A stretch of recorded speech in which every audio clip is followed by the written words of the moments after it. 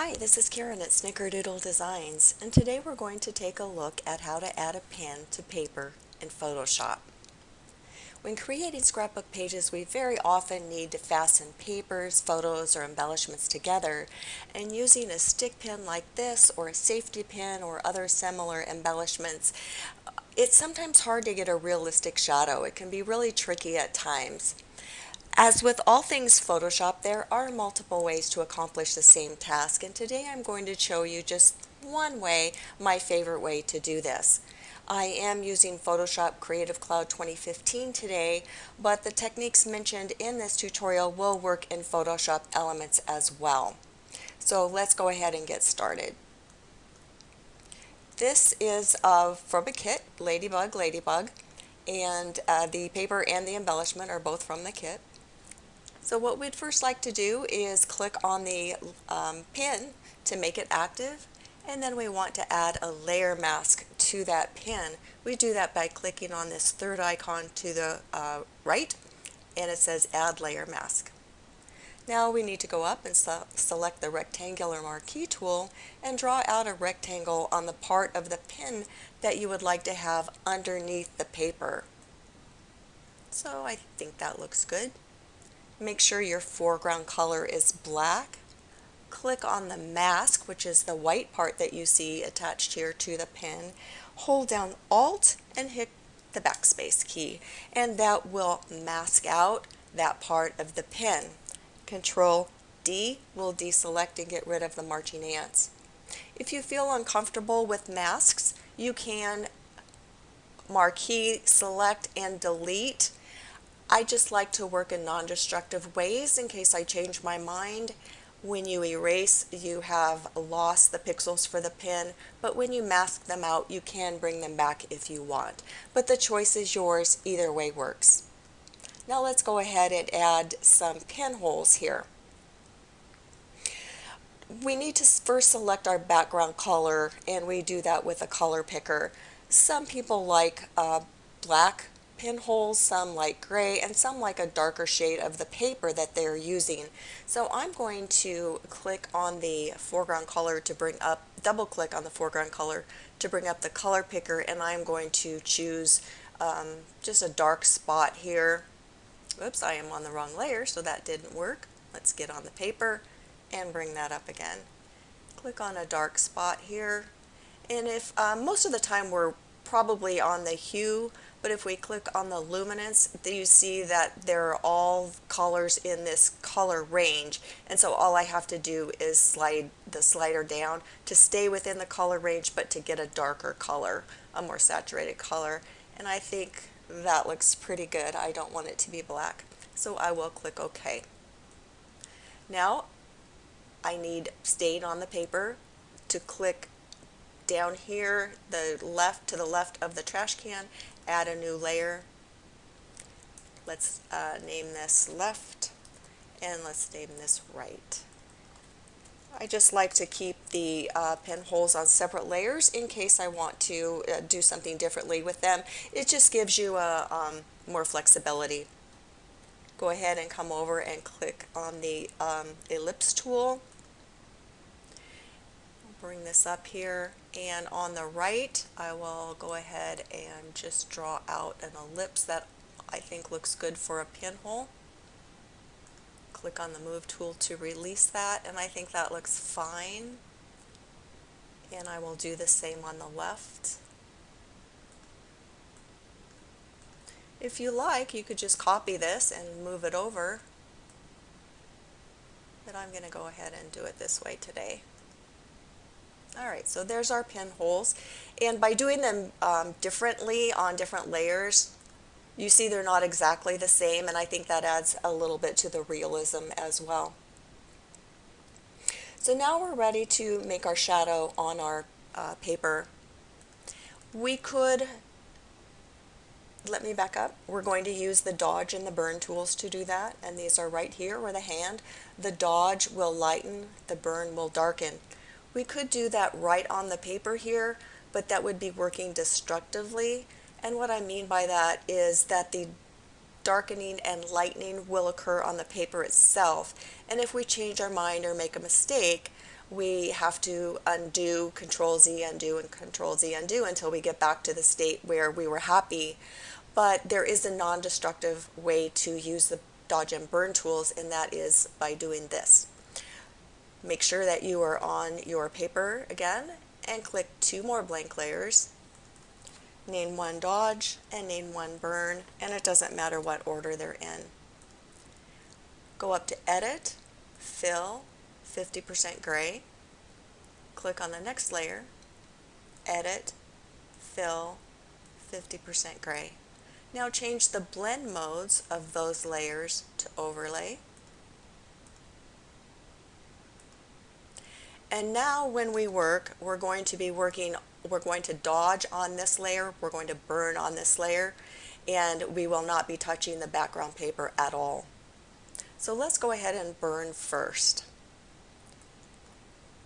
Grab our burn tool.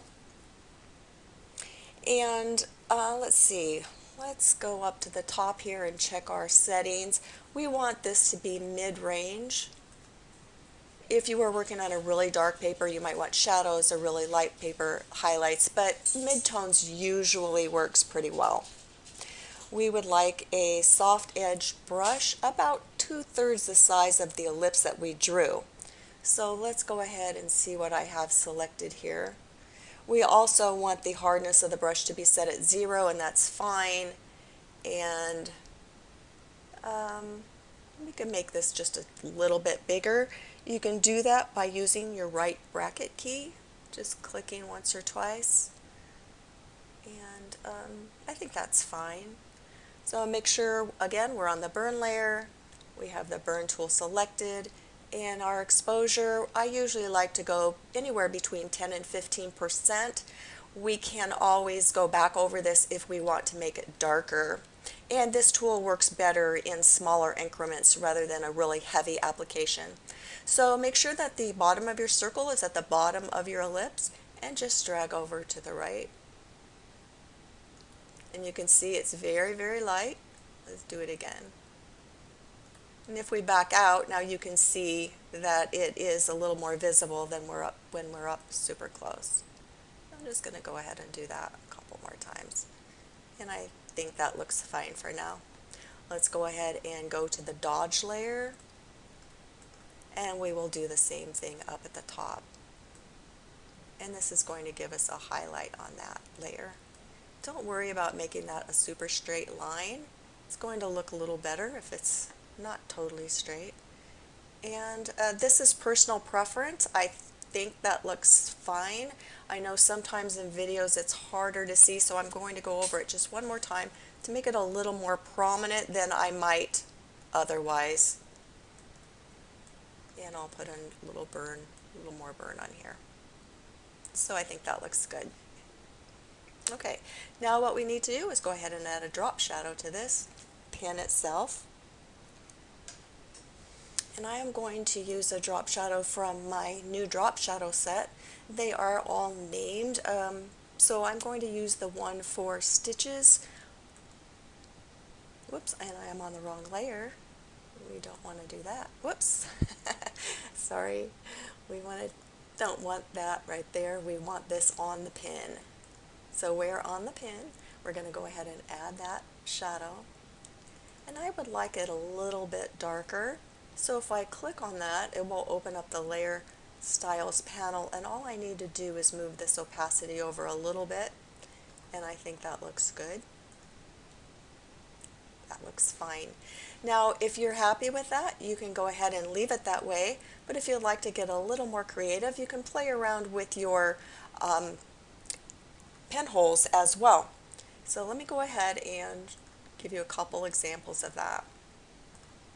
This is the one on the right, and if I hit Control T, that will bring up the transform tool. If I right click within the selection, I would choose warp, and I might just warp these a little bit just to make them not quite so perfect. And sometimes you have to just kind of play with it a little bit. That looks fine. It looks a little more realistic. It's not so perfectly round. And if you like, you can also experiment with blend modes to see if there's a blend mode that you like better than the one that you have. I'm going to go ahead and change that back to normal. You could experiment with that on your own. Also, some people like to add a little embellishment, or I'm sorry, a little embossing to this. And I have a little embossing style that I created. Actually, my imprint styles work real well with this, but this is one that I just adjusted a little bit to work with this pen. And this is a bevel and emboss. I have it set to outer bevel, smooth, depth 20, size 4. And then I put a little outer glow on it for 7.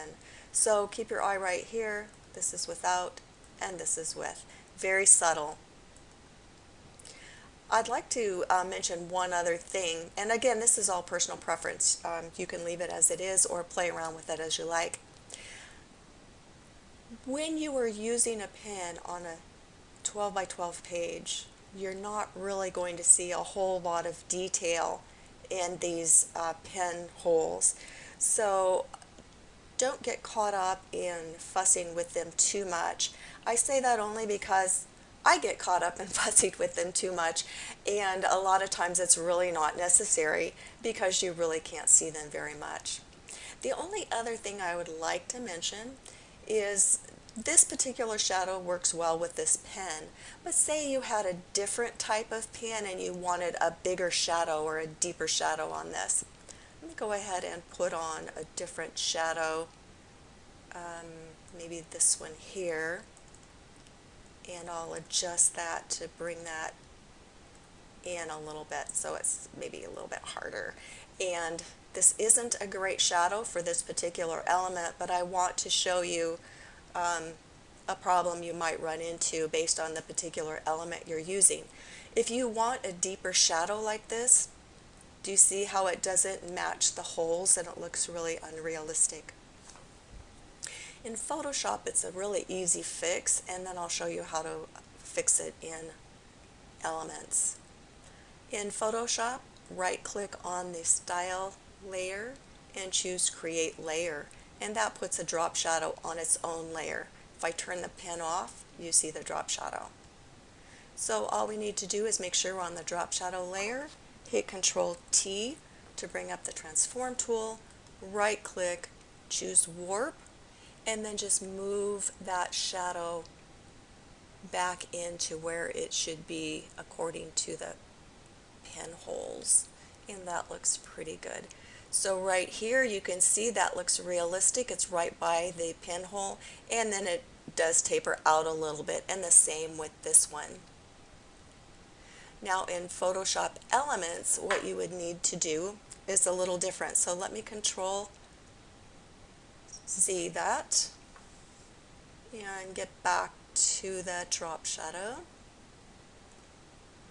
Bring it back, bring it in just a little bit.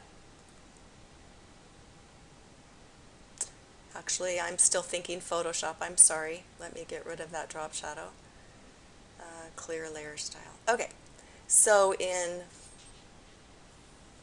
Photoshop Elements, what you'll need to do is select the pen by holding down the Control key and clicking on the pen icon. Create a layer either above or below the pen, and then fill that with, I'm going to choose black. Now because I put it on the top, all I need to do is move it down below. And then you move your arrow keys, use your move tool, the V key to access the move tool, and just nudge it into the position that you like. Obviously we're going to want to lower that opacity quite a bit. And now this is your shadow layer, Control T, warp, and then just go ahead and warp it just like we did the other one in Photoshop.